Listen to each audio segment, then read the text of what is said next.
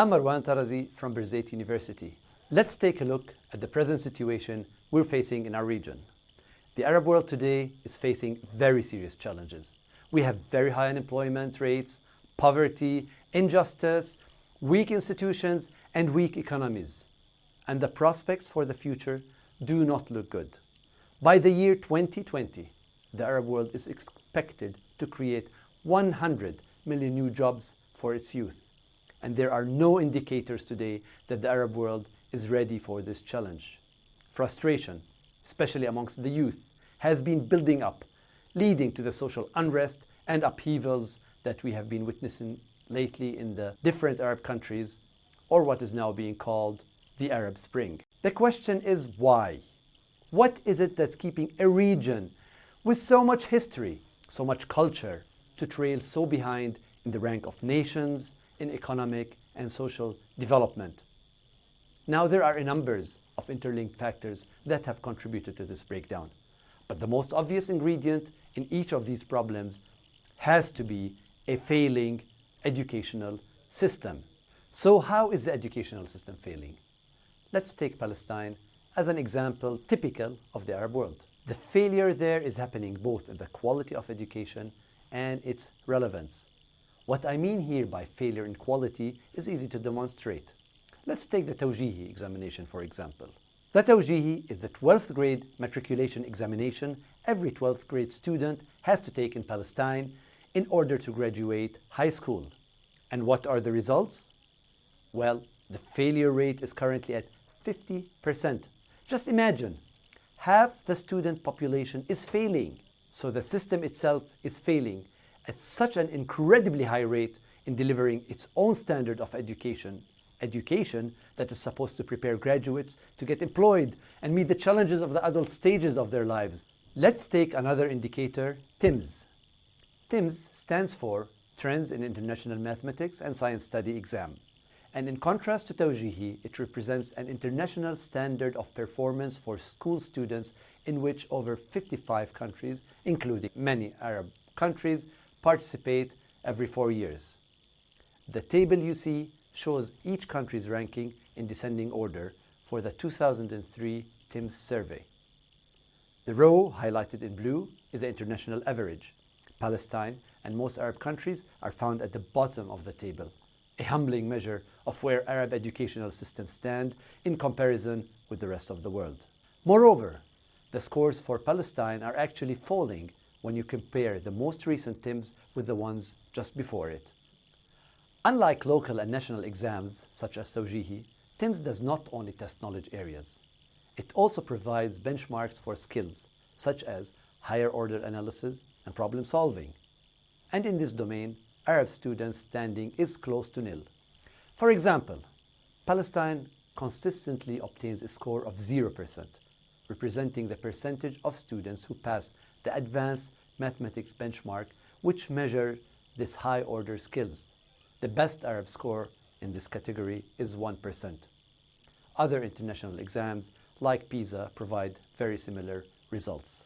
And with this in mind, we shift our look at how education is failing to the realm of relevance, meaning how is the education students receiving is relevant to the demands placed on them by the job market and by 21st century life in general. With this new lens of relevance value, let's actually go back to the Tawjihi results. We said 50% fail the exam. But what are the prospects for those 50% who do pass? Not so great, because a large number of those graduates can actually be described as unemployable. Their education was that inadequate. Unfortunately, relevance is a measure that most decision and policy makers, development agencies, funding organizations, and the public at large seem to be oblivious about. The focus of the efforts are all on how to get better results, better quality out of the ancient fortress of education such as the Tawjihi. This lack of relevance is a real catastrophe because the world in which we live in today is dynamic, unstable, even to the extreme. It's more competitive and fast-paced than ever. It's also teeming with new opportunities and ways of working and living. Yet, Our educational system are almost the reverse: ancient, static, and incapable of adapting to all this change. And it's not an exaggeration to say that they are ancient, because our educational systems are really still based on the industrial model developed in the 19th and early 20th century. In that era, economies and industries needed people that knew how to do basic arithmetic, read instructions, memorize, and carry out repetitive work. These were the skills the majority of people, apart from the higher class of professionals and managers, got out of their schooling. But in our time, students are expected to graduate possessing far more sophisticated skills, comparable with our more sophisticated economies and lives. So how can we expect the young Arab generation to solve the problems of tomorrow when they are studying the curriculum of the Industrial Revolution and using the methodology of the Middle Ages? Education policymakers are aware that the system is failing, yet their own efforts and projects and plans to fix it are also failing. Why? For one thing, our leadership and decision makers seem incapable of setting aside entrenched beliefs about education, about confronting reality. In some cases, they refuse to relinquish their dominance or jeopardize their personal interests. Whatever the reason, the culture surrounding our existing educational system is deeply calcified. More importantly, education reform efforts are failing because there are false assumptions about what is wrong in education and what matters in education. Our leaders assume that the system is essentially sound and that it needs only incremental upgrades here and there. You rarely hear the admission that the system is fundamentally obsolete. We all know that false assumptions lead to a false diagnosis, and this is what we have: a misdiagnosis of the problem in education and futile measures taken to try to solve it. And those measures are often destructive in that they hold up the possibility of meaningful reform. The situation is analogous to a rundown bus trying to deliver school children to their desired destination. This bus, belonging to the previous century and designed to ride on the paved roads in some totally different environment and context, is having a hard time moving on the rocky terrain we have over here. It's breaking down frequently, and it's not getting students to where they need to be. Everyone can see the problem, everyone is frustrated by it, and everyone wants to fix it. So what's done about it? Some try to change the tires, but that doesn't change things much. New glossy maps are produced to guide the bus, but it's still a very bumpy ride. The driver receives extensive training, marginal change. Then computers are installed on passenger seats. Then a whole slew of RFPs and proposals are produced in an attempt to get funding to keep the bus rolling. But despite all these efforts, the bus does not move any faster, and its passengers remain stranded and lost in the middle of nowhere. So it has to get to a point where we need to say to these people, stop. What you are doing is not going to help the bus do its job of transporting the desired number of students in the desired period of time to the desired destination. What is needed is a different kind of vehicle altogether. What is needed is a systemic redesign. We will only make progress when we realize the primary problem in our education system is not one of performance, but one of fundamental design. Let's look at one particular design flaw: how the system deals with its students. Students today are more diverse than ever.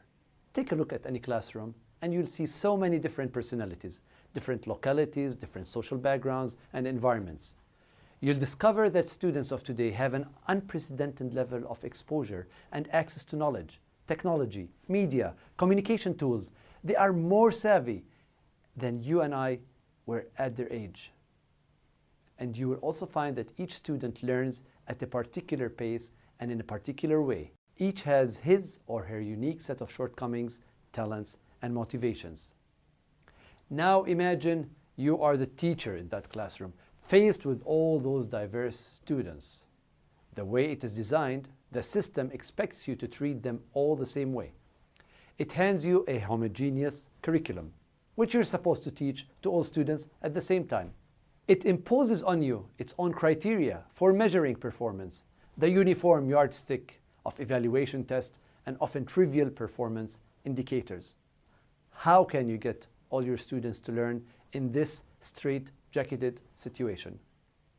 Because a lot of them will fall behind slightly. How can you divide the limited time you have to cover the overwhelming, voluminous curriculum and give that group the special attention it needs? How can you expect to retain everyone's attention and motivation when each is inspired and motivated differently? It simply won't work. This homogenized system of education denies the heterogeneous reality of human nature. It is no wonder why the system is seriously failing. We're constantly seeing people involved in education reform and development alluding to skills such as the 21st century skills. So we get wary, we get suspicious when we hear education consultants, development agencies, decision and policymakers deploying this 21st century skills jargon without reflecting on how to successfully make a leap between the words and the realization. What we see happening instead are interventions where we see these concepts are thrown into rigid, boxed-up educational systems, and then they're expected to make an impact. Needless to say, education reform does not work that way.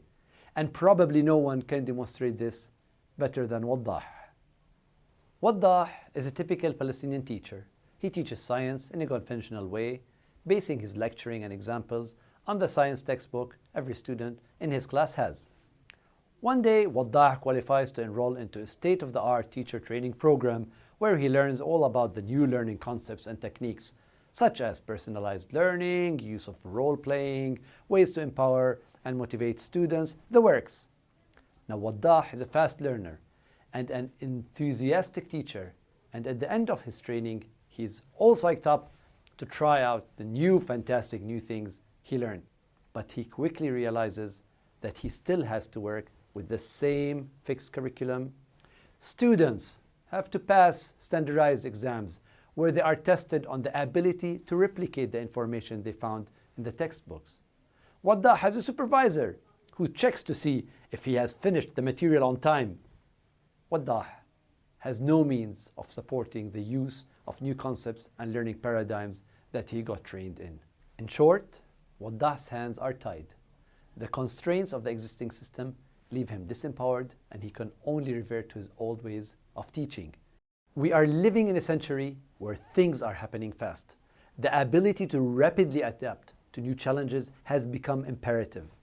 We see countries that have flipped their economies within the space of 10 or 15 years, implementing drastic development plans to sustain and augment their economic viability and competitiveness. Meanwhile, it seems that the Arab world is left behind, stagnating. And now the region has become very unstable due to this dangerous inability to adapt and move forward. Considering our high growth rates and the predominance of youth in our population, hopelessness with regard to the future is growing exponentially. As we have seen, efforts to deal with the education shortcomings have been futile. It's pertinent to recall what Albert Einstein said about insanity. It's the expecting different results when all you're doing is the same thing over and over again. We at Birzeit University want to do reform differently. We believe in new models and new ideas and want to invest in them. So we are seeking partners who share our vision and are ready to work with us